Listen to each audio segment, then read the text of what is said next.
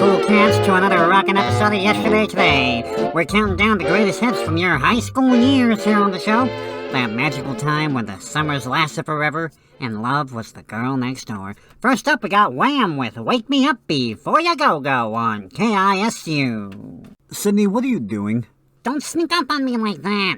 Can't you see the recording light is on? Yes, because we're here to record the show. Were you trying to host Yesterday Today? What are you doing this DJ thing for? Well, I mean, as you guys are aware of, I am madly in love with the producer's daughter, Maisie. Yeah, we picked up on that, and I have the distinct impression that he'd murder you if he found out. Didn't you see her for like 5 minutes? Yeah, and you didn't even talk to her. You stood there frozen in fear the whole time. It makes no difference. Love is blind, gentlemen. And mute, apparently. Anyway, there's no chance that a lovely, intelligent, and charming girl like Maisie could ever fall in love with a yokel like me. I was nothing but a 2-bit janitor working for a 2-bit radio show. Hey. No offense. Wait a minute. What do you mean? What do you mean you were a janitor? Well, fellas, I've made the decision. I've got to move on. I can't stay a janitor. I gotta make something of myself. That's why I was giving it a go at hosting the program here, dip my toe into other jobs. Speaking from experience, Sydney, saying that you host Yesterday Today is not as impressive to women as you might think. Yeah, we already have one more host than this show really needs. Hey. No offense. Sydney, I'm not sure if this is the career path you really want to dive into. I don't know if it's really for you. Well, I gotta do something. Where does an enterprising young man like myself go to find his vocation? Yeah, we can sort out your career situation after we actually get the show started, so if you'll just scoot over here. Okay. Welcome back to Yesterday Today, bringing you the best of yesterday's radio today. I'm Jake, alongside McLean here in the studio. I'm Sydney. Yeah, he's Sydney. Today, the show is all about college, higher education, university, the old alma mater. Hail, hail, the gang's all here. That's right. With classes here at Idaho State University having started this week, we figured there was no better time to present these songs and shows of college. The fine, ivy-covered institutions that have stood for generations, turning the men and women of each graduating class into fine, educated individuals. The spirit and traditions of college, they really are special. Gosh, really?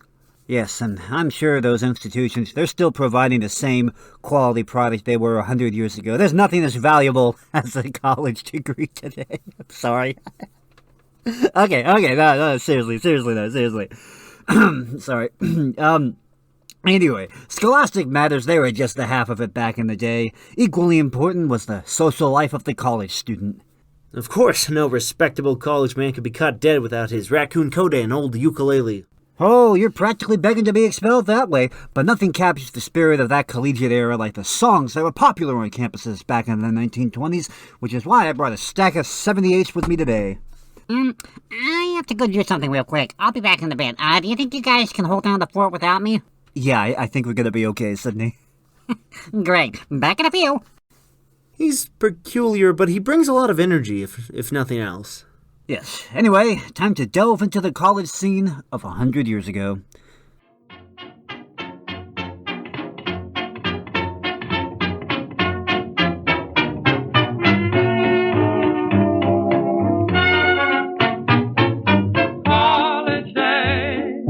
College day, complexions nice and ruddy.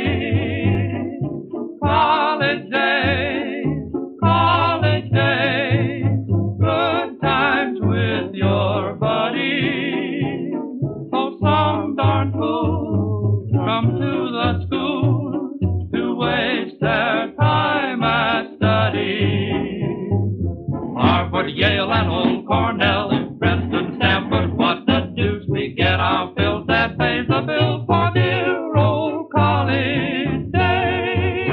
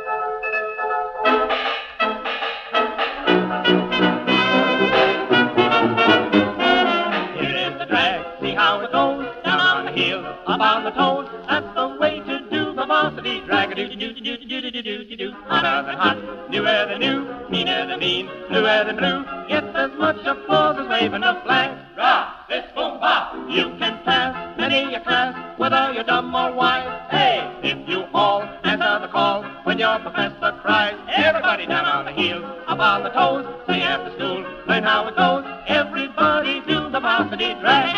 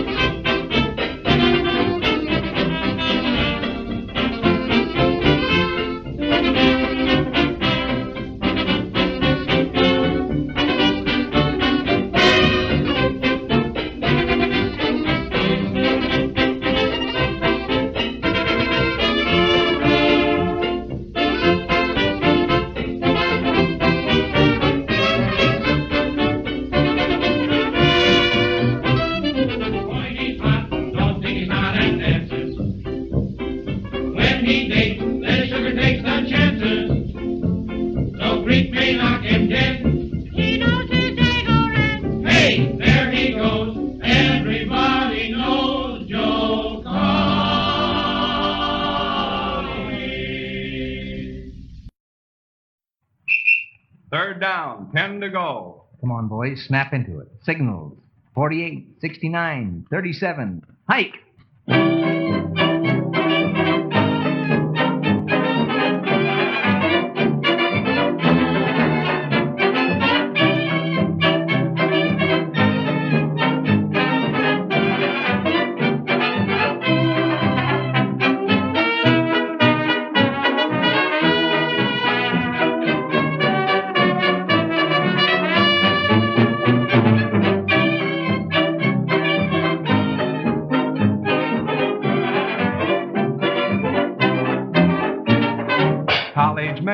knowledge men do a dance called raccoon. It's the craze nowadays, and it will get you soon. Buy a coat and try it, I bet you'll be a riot.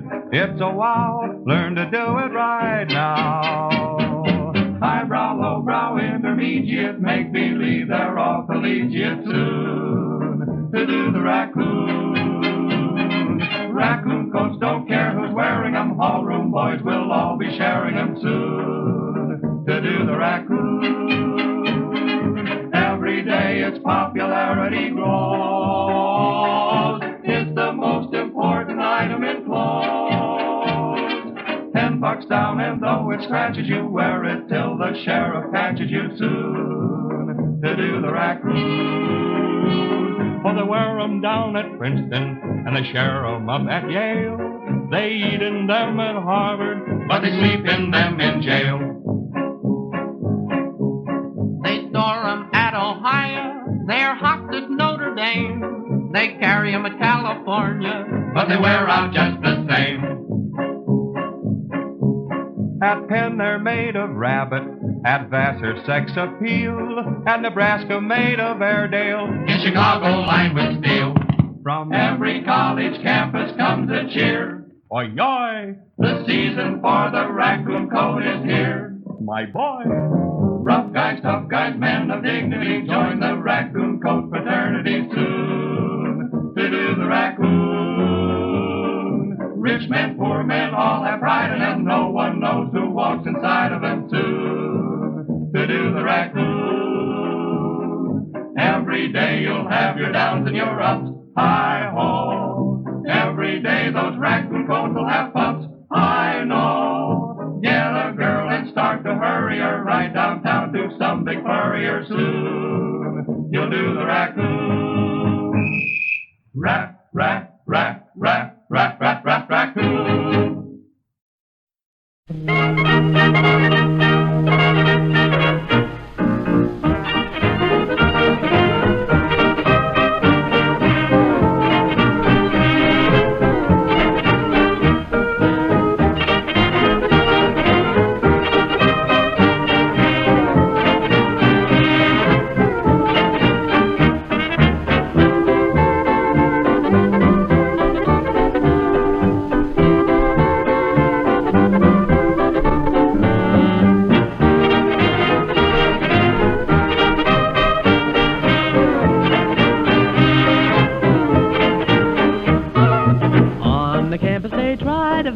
Anything new or anything blue. My diploma is now in coma. My studying too is pretty near through. I've found a new collegiate hop. I dance till I drop and I never stop. If you want to see what is getting me, I'll show you how to do.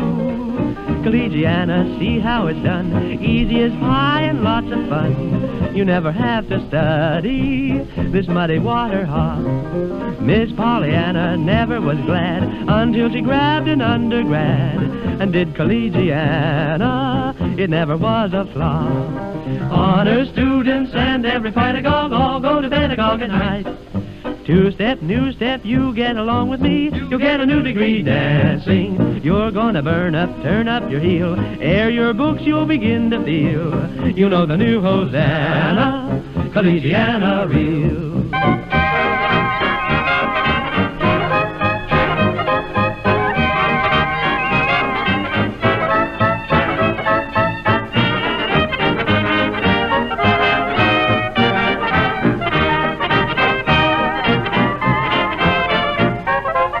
Collegiana started at Yale, spread out to Princeton, blazed a trail. It murdered them at Harvard, and dazzled Old Penn State, Army, Navy, and Notre Dame. started to dance and spread the fame of this Collegiana, 'cause it was something great. Cornell, Dartmouth, and Pennsylvania. All got the mania, and how Oh, that's Lehigh, knee-high to step to it. there's lots of pep to it. Hear me.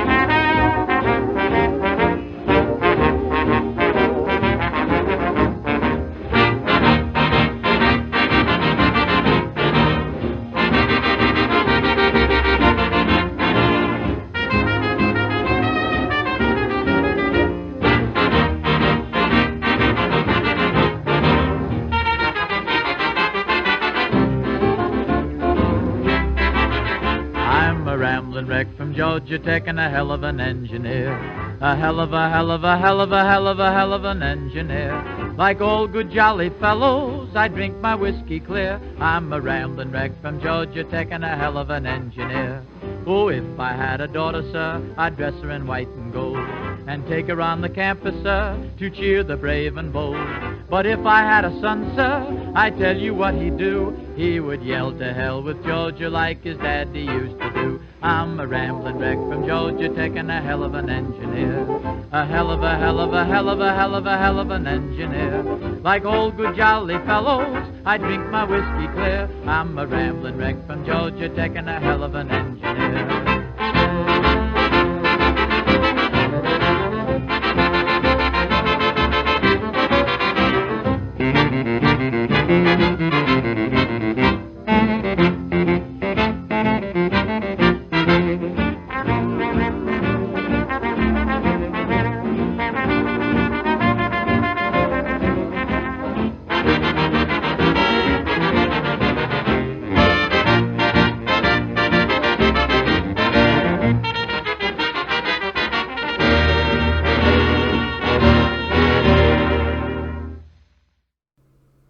Welcome back to Yesterday Today. I hope you enjoyed that bunch of 1920s college songs. Kind of paint the scene of what campus life was like back in the day. McLean, I see you just got the mail there. What came? Well, let's see. Bills, this wet magazine.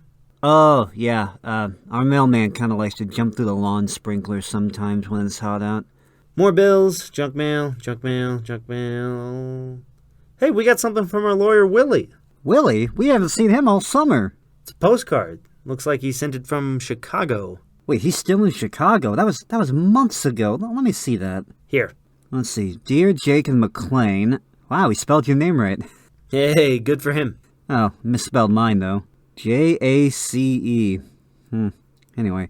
Dear Jake and McLean, don't worry, boys. Your old friend Willie is out of the clink. After the cops raided the conference, they couldn't technically prove I had actually scammed anyone. It just goes to show what I've always said is true. If you don't have an ID, you're a lot harder to identify. That makes sense. Anyway, I'm sure y'all have been missing me. Don't worry, I'll be back in Pocatello around... Well, around when? I can't tell. The card has a smudge on it. Great, now we have to dread Willie popping up at any moment. Well, it might be a while. He says before he comes back here, he has to raise bus fare. He's got someone interested in buying the bean. The bean? Yeah, the giant silver bean. That's some weird modern art thing they have there. He says it's technically his because his family name is traced back to yada yada yada, something about the government. I don't care. This is ridiculously long. I think he wrote extra tiny on this just to get his money's worth. Well, with news of the comical son's return out of the way, now let's get back to the show. Right. Well, keeping with the theme of college, we have... My goodness, what catastrophe is that going on? Sounds like our ex-janitor back from whatever caper he went on. Sydney, what are you yelling about back there? Oh, that's not yelling, Jake. That's the old school song. ISU's fight song, I think. Is that what that was? That was unrecognizable. You two are looking at the newest and proudest Idaho State Bengal on campus. I just registered for the fall semester. Well, that's lovely. What are you wearing? This here's my old raccoon coat, paired nicely with my straw boater hat, of course. As you said, it's a requirement for any respected college man like myself. I mean, yeah, it was 100 years ago. Where'd you get that, anyway? Oh, I found it at a thrift store. Could you imagine someone donating this beauty? Now, admittedly, I'm not 100% sure this is actually a raccoon. There's a little white stripe here by the arm that seems a little suspicious, but I don't think anyone will notice. Sydney, I thought you said you weren't going to college because you'd be irresponsible to rack up all that debt. Well, it's certainly not the safest move, but when you're completely reinventing yourself in order to win over the love of your life, you have to take a few chances. Besides, with a nice big fancy job I'll get using my college degree, I'll be sure to make enough money to pay those loans off in no time.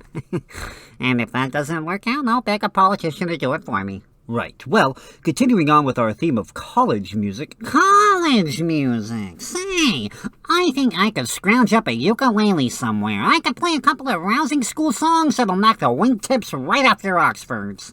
Oh, Sydney, I really don't think that's necessary. No, don't worry. I'll be right back. Gotta make another trip to the thrift store. Sydney, we don't really play newer music. Oh, let him go, McLean. He can do less damage to our eardrums out there than he can in here.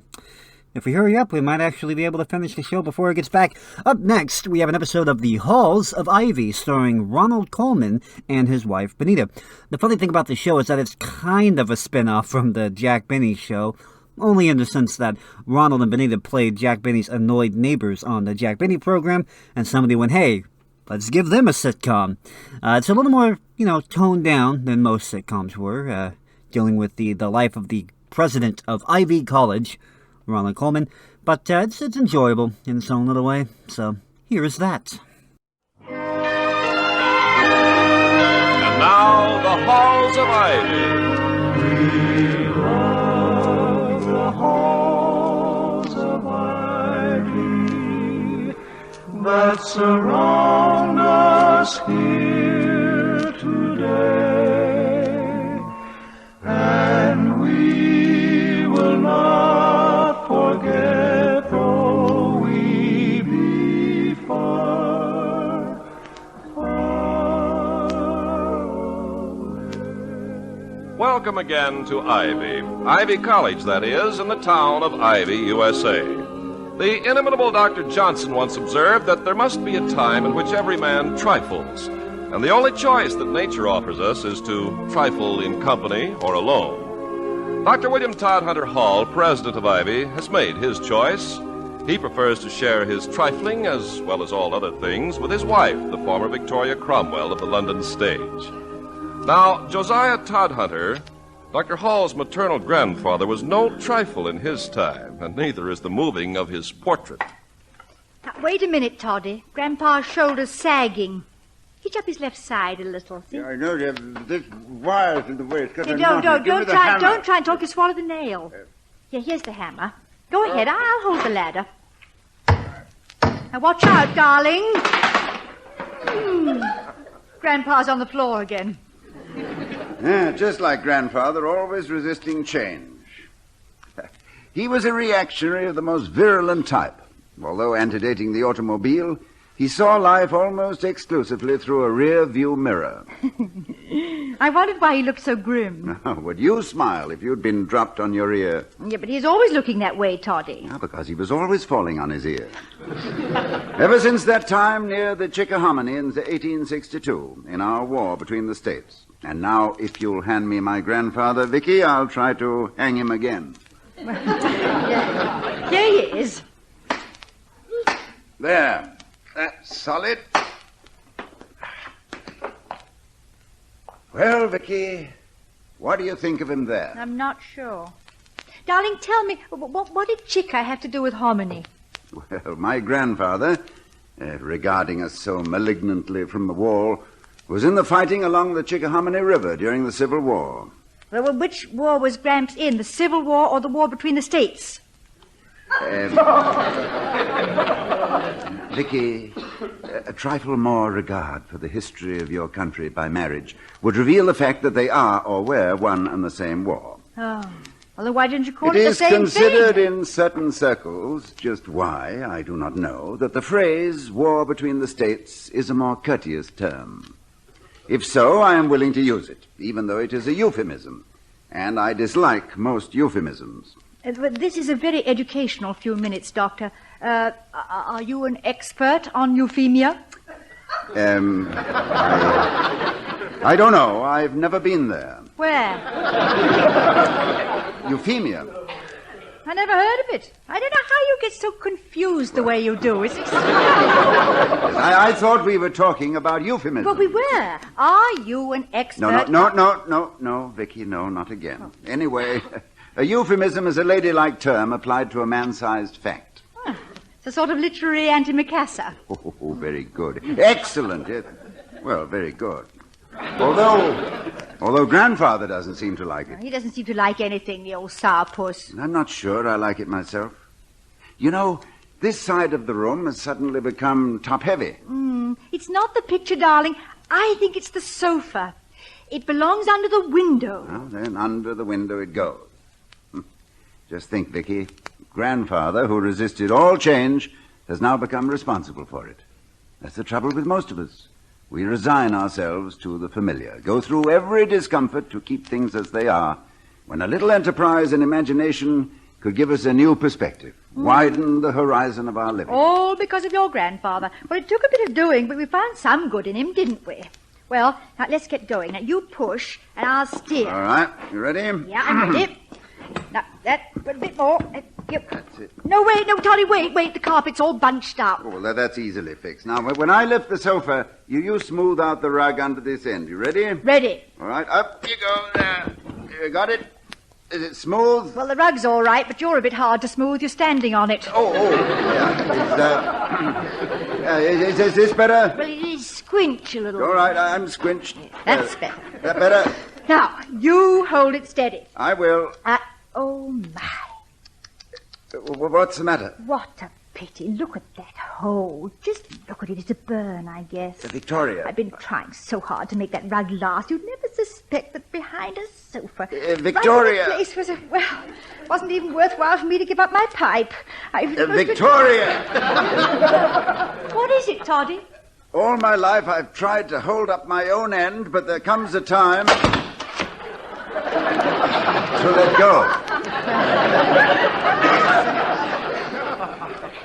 No hole in the carpet anymore. It's in the floor now.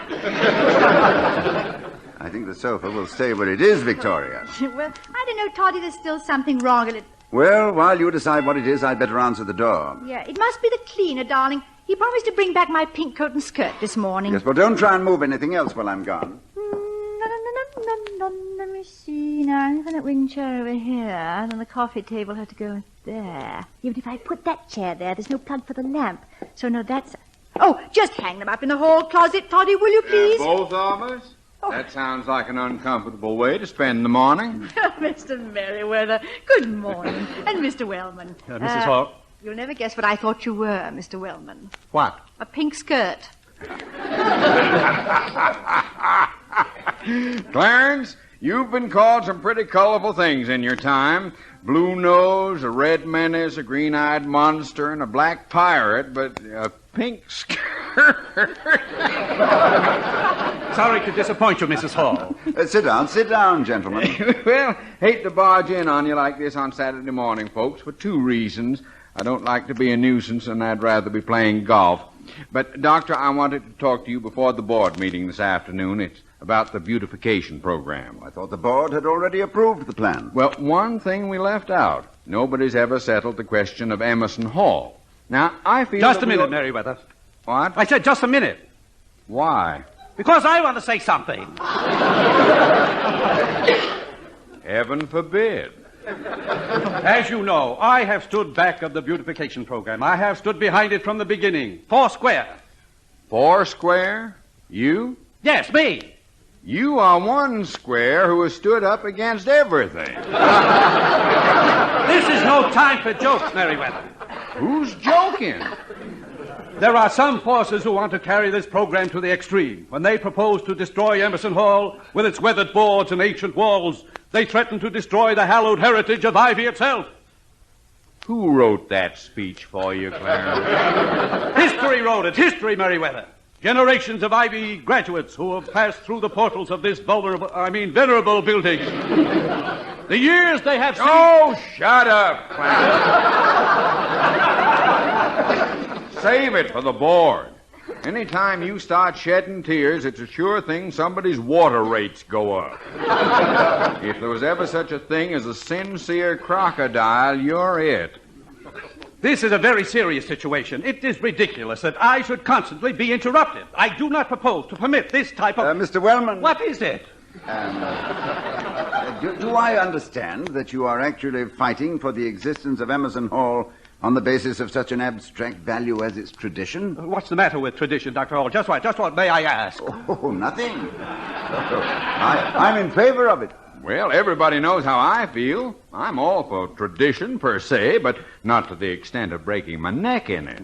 I think we need a brand new building. Needless waste of money. But that's beside the point. Quite beside the point. We have embarked on beautifying the campus, and you suggest that we destroy one of its greatest beauties.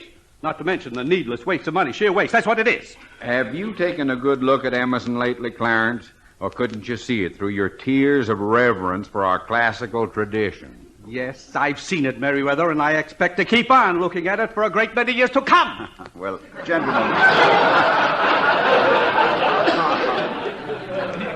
Now, I realize we all have to come to a decision. The one thing we agreed on with regard to our beautification program was that it must be comprehensive.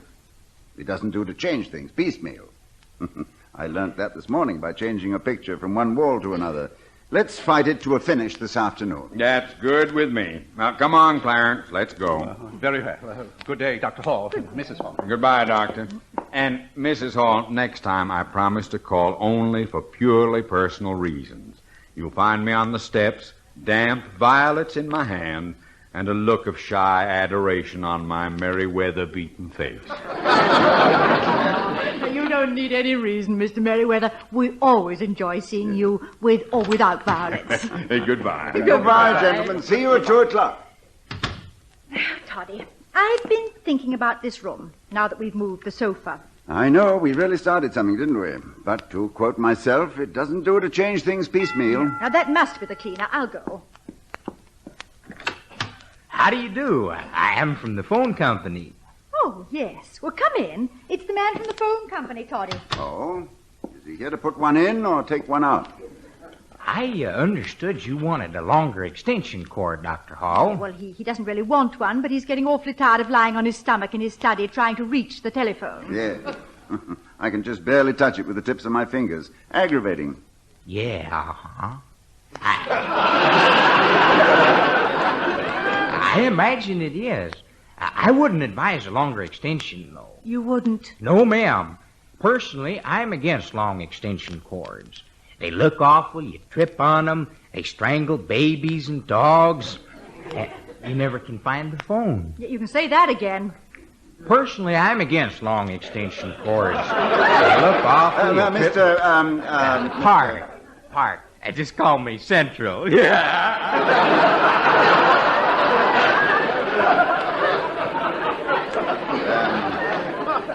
Mr. Park, what would you suggest in place of the cord? Well, move the phone box. It's much simpler and less expensive, and you don't run any risks that way. Let me take a look at that cord. Yes, here it is. You just start at the phone and follow it along, and when you get to the wall, stop. Thank you, ma'am. Oh, how does it look? Well, let's see here now. The dial's too fast. That's an easy fix. But I don't like the looks of that old cord. Well, yeah, I know. I've tried everything, but it just keeps on snarling. Well, I'm not worried about the snarls. Oh. Have you got a minute? Yes. Have you got a minute? Yeah, I'd like to show you something. You too, Dr. Hall. Mm-hmm. Now, take a look right here. You see that insulation? Where the wire goes into the box. Uh-huh. A couple of more jerks on that, and crash, bam, boom, fuse. Yes. How is that again? Well, you're just real fortunate I got here in time, Mrs. Hall. Fuse, short circuit, clang, clang, clang, fire. We have been living dangerously, haven't we? I suppose that wouldn't happen if we had a new and longer extension cord. Well, it'll happen with any kind of cord. Oh. And the longer it is, the more there is to trip over. I've never been in favor of long extension cords. Yes. You said that, Central. I mean, Mr. Park, but I need a phone in my study. Why not install it in the simplest possible way? Well, just give the man the order, Doctor, and sis boom ba. The job's done. Where's the study? Do, re, mi, in there.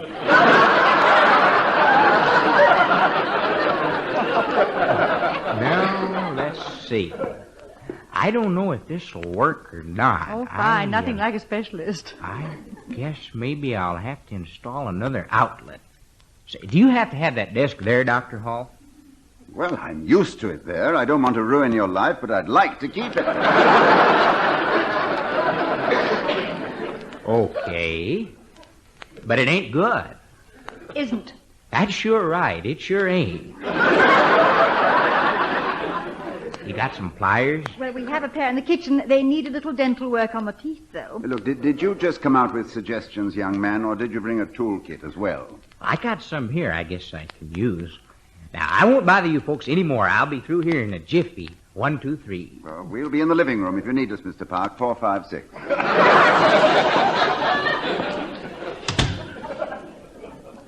6. He seems to be serious enough about his business. I hope he knows what he's doing. Well, he sounds as if he does. Sounds. That's the most accurate description, Vicky. I've never heard stranger sounds than he uses to... Whammo! Whammo! You see what I mean? I see what you mean. That outburst probably means that he has discovered that my study is bounded by 4 walls. Which reminds me of Mr. Wellman, and I cannot think why. Well, I can. He said it. Weathered boards, ancient walls, hallowed heritage. He's dreadfully miscast in that role. Doesn't sound at all right coming from him. One man's cliche can be another man's conviction. I'm rather sensitive about Emerson Hall myself, Vicky. It's practically the first thing I remember about Ivy. Dr. Palmer, he was president then, looking down on all us huddled and overawed freshmen gathered together in Emerson to hear his greetings that first staggering week of college. Did you stagger as a freshman, darling? No, I just wobbled as a freshman. I staggered as a sophomore. I fell flat on my face as a junior and crawled gloriously through my senior year. Well, at least I hope you're standing up straight at graduation. Yes, with the staunch support of the proscenium arch of Emerson Hall. So you see, darling, life as an undergraduate began and ended for me in Emerson. Naturally, any judgment I might have about its survival or destruction will be highly colored by grateful memories. Dr. Hall, excuse me, but have you got a minute? Uh-oh. There's something I want to show you. Something else? Well, it's not trouble, is it, Mr. Park? Well, it's never trouble with a telephone company, Mrs. Hall. That's nice to know. It's news, too. Just look at here. Look at that. Ain't she a beaut? She? I don't know, Mr. Park. Where is she? Right there. Look at that box. Look at those screws. Oh, rusty, aren't they? Well, of course, they've been there a long time. What's that spot on the wall? That's her, Doc. Ain't she a beaut? That's where the box was. Oh, put it back. The spot looks awful. No, that's too dangerous. I'm sure happy for you that I came out today. Now, look, now, let's all be happy with you, Mr. Park. What is that spot on the wall? Feel the wall, Mrs. Hall. Feel it. You got seepage. I have? Seepage? Well, I'll have the plumber in at once. Wait a minute, Dr. Hall. No, don't tell us there's any more. Well, actually, I can't be sure. You can't be sure of what, for heaven's sake? Well, after all, I'm a telephone man. I don't have all this information at my fingertips. I'm just observant, that's all. Mr. Park. Yes, sir? Would you mind telling us what you're talking about? I'd be pleased to. The truth is, Dr. Hall, you got a big fat case of dry rot.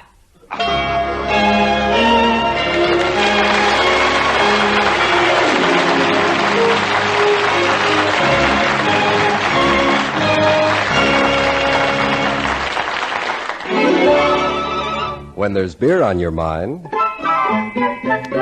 your best thought is Schlitz, the beer that made Milwaukee famous.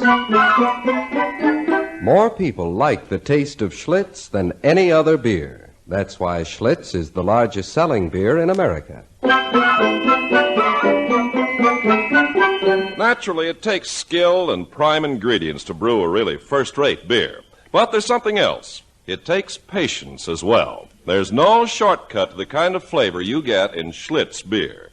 And that flavor is due in part to the slow, painstaking process of mellowing.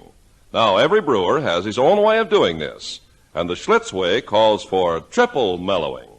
Yes, for the taste you remember with pleasure, Schlitz beer is mellowed 3 times. Mellowed by aging the barley till it's just right for malting. Mellowed by aging the malt till it's just right for brewing. Mellowed by aging the beer till it's just right for you. This time-taking process gives Schlitz a taste no other beer can match. In fact, that taste has brought so much pure pleasure to so many people, it has made Schlitz the largest selling beer in America.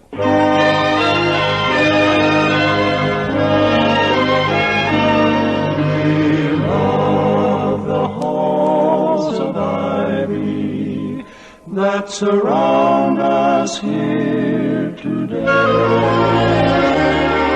As we return to Ivy, Dr. and Mrs. Hall are waiting for the young man from the telephone company who's been exploring the nether regions of their house. He's been down in the basement an awfully long time, Toddy. Could something have happened to him? I was just wondering if something could have happened to us. Why should we accept him as an authority of dry rot? He's from the telephone company.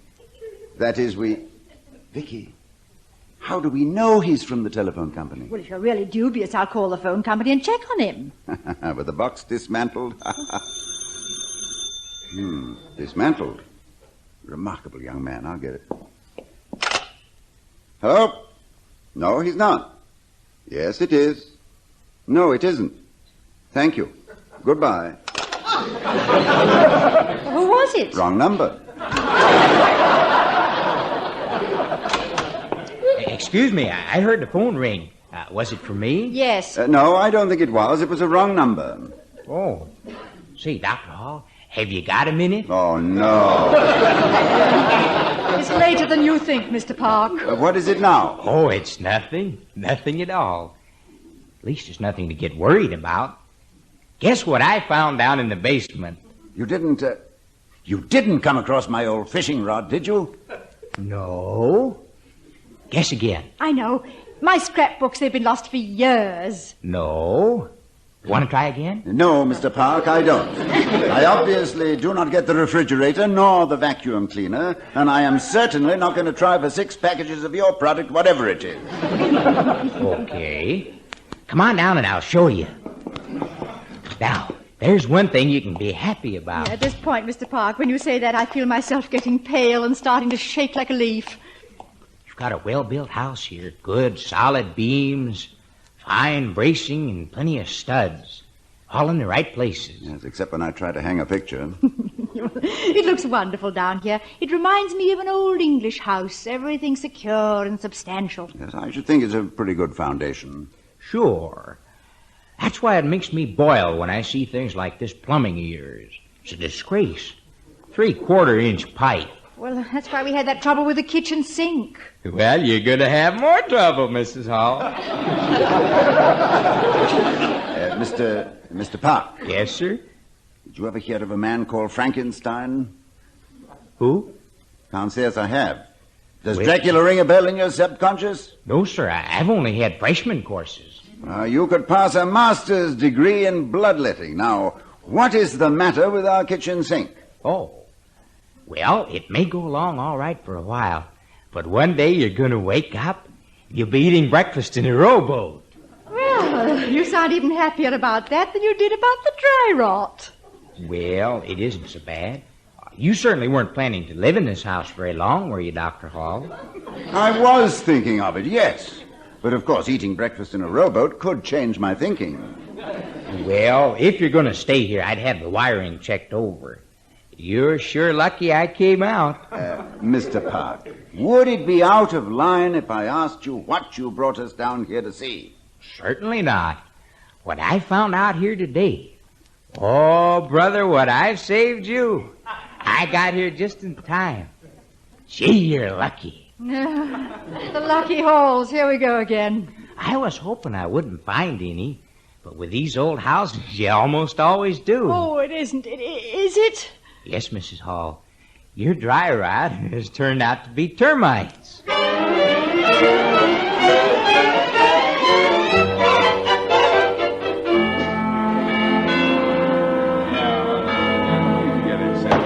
Gentlemen, we still have the most important item on the agenda. Mr. Chairman. I haven't mentioned what it is yet, Mr. Merriweather. We all know what it is, Clarence. It's Emerson Hall. I want to say that I personally have nothing against Emerson. Except that you want to tear it down. As it stands now, it's a hazard to life and limb. I'm only concerned with the safety of the student. I am concerned with the tradition of Ivy. You're concerned with the money, Clarence, and you know it. Merriweather, sit down. And furthermore... Mr. Chairman. Yes, Dr. Hall. I agree with you, Mr. Wellman, that Emerson Hall represents a cherished tradition. And I agree with you, Mr. Merriweather, that it constitutes a danger to its occupants. By an unhappy coincidence, I found out today that another building on the campus of Ivy, also of traditional value, is in a perilous condition, too. I would like to make a motion that we that we consider what is to be done with this edifice along with Emerson Hall. What building are you talking about, Dr. Hall? The house I live in. Why? Oh, I paid an exorbitant price only a year ago for painting and redecorating that house. Yes, and Emerson Hall has been painted any number of times in recent years. But only the outside, Mr. Wellman. The danger lies deep inside. I understand, for instance, that Emerson's got termites. You're dead right, Doctor. You can hear him buzzing all the way out to my house. Well, my house has termites, too. Now, isn't it a fact that Emerson's plumbing needs repair? It certainly does. So does mine. But Emerson Hall, just like the house that is assigned to me as president, has a good foundation and a sturdy frame. With age, they've both developed a few aches and pains, but they can be fixed. There are generations of hopes and dreams, of study and achievement that have been absorbed in them. There are things associated with Emerson Hall and the president's house that cannot be rebuilt. The question is, are they worth saving? Gentlemen, I think they are.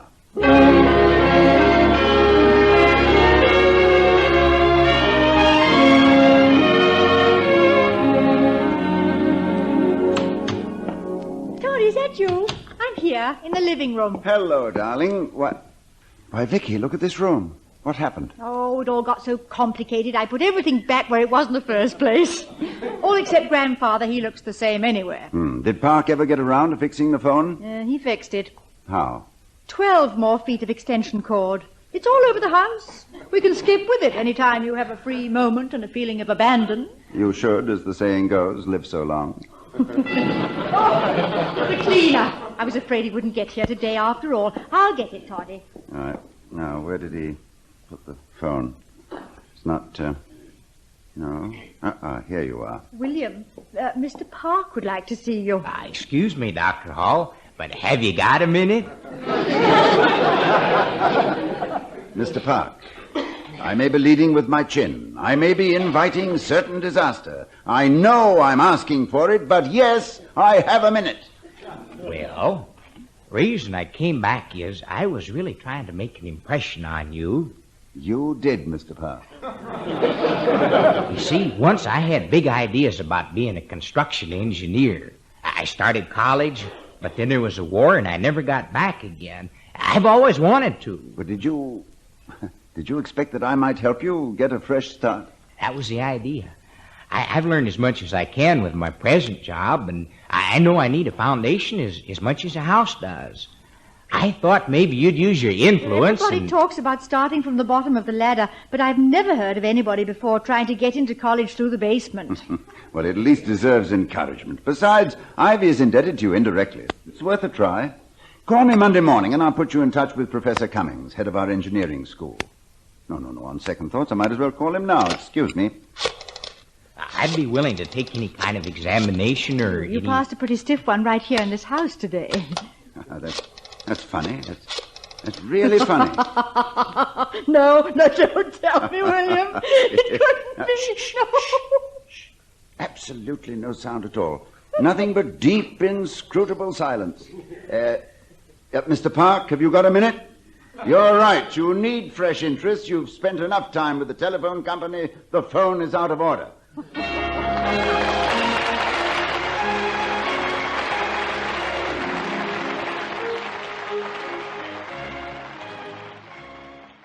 All right, that about wraps us up for yesterday, today. Thanks for tuning in. Oh, give me the moon over Brooklyn when the long, long day is through. Hey, you dudes, wrap up that silly show of yours. I got some great news. Just once, I'd like to get through one host segment without being interrupted.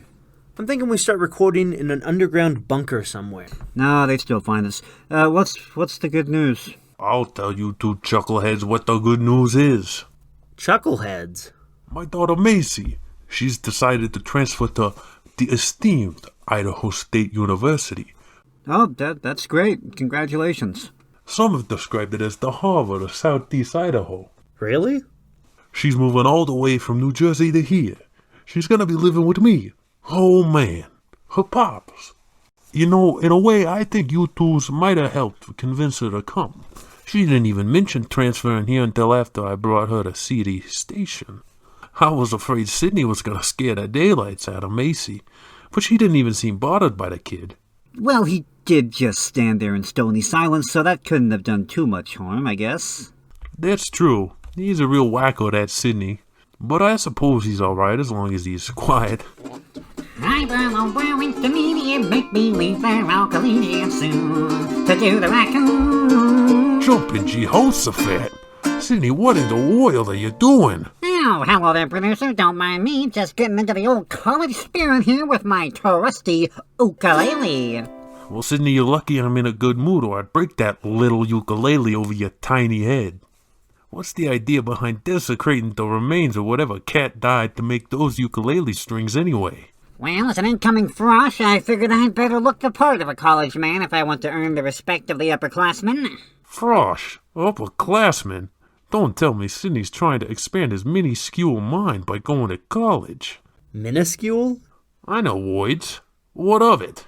You see, I figure getting an education is the best way of landing a respectable job, nay, a career, in order to impress your... Yeah, actually, we were a little too enthusiastic about our introduction to the show today, and we inspired Sydney to register for classes. That's what happened. Great. You're telling me that my daughter Macy makes up her mind to move all the way out here to Pocatello with her home man, so she can take classes here only for her to end up being classmates with Sydney Snouthound. Macy? She's taking classes here at my school? Yeah, that's right. And listen, I don't need you freaking her out and making her move back to Jersey. So listen, Sydney. I want you to cut down on all your goofy little antics when she's around. Don't be hunting no Bigfoot. Don't be making no aged cheddar cheese. And especially don't be strumming that little ukulele of yours. Got it? Hey, back to cold, stony silence. I like that. Anyway, I better be on my way. I gotta go get the guest room set up for Macy. I'll see you mooses later. Mooses? I know animals. What of it? Sydney, you gotta stop falling into these fear-induced paralysis bouts. It's really concerning, man. I think hearing that Maisie's coming to ISU was too much of a shock for his little system. Well, I got him out of it last week. Your turn this time. Fine, I'll take him outside and spray him with the hose. That ought to shock him out of it. Oh yeah, take off his raccoon coat first. That's probably not going to smell too good when it gets wet. Right. If you want more of Yesterday Today, visit kisu.org or visit wherever you get your fine podcasts from. Come on, Sydney. Anyway, folks, stay tuned in the coming weeks. We have our fall schedule of programming coming up. It's going to be a good time. Got some autumn-themed shows, more college-type stuff, football. It's, Halloween. No, that's a couple months off, but gotta look forward. I am ready to be done with summer. I don't know what it is about August and me, but we don't mix. We don't mesh. We're just incompatible. So, anyway, see you next week on Yesterday Today.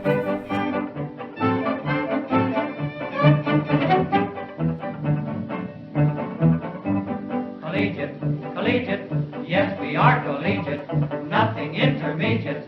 No, ma'am, trousers baggy, all our clothes look raggy, but we're rough and ready, yay, raw.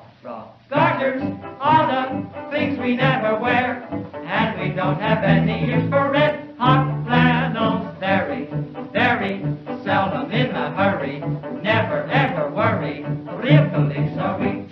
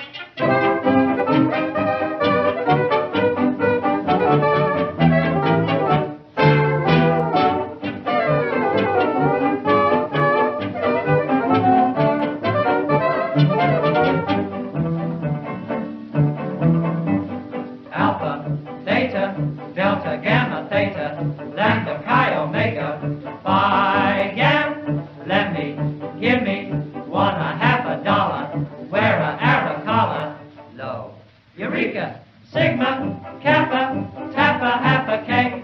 That's the Greek for all the lodges we belong to. Stigma, Dogma, Delta, Handa, Polka, Tomato, and Potato. College gentlemen, we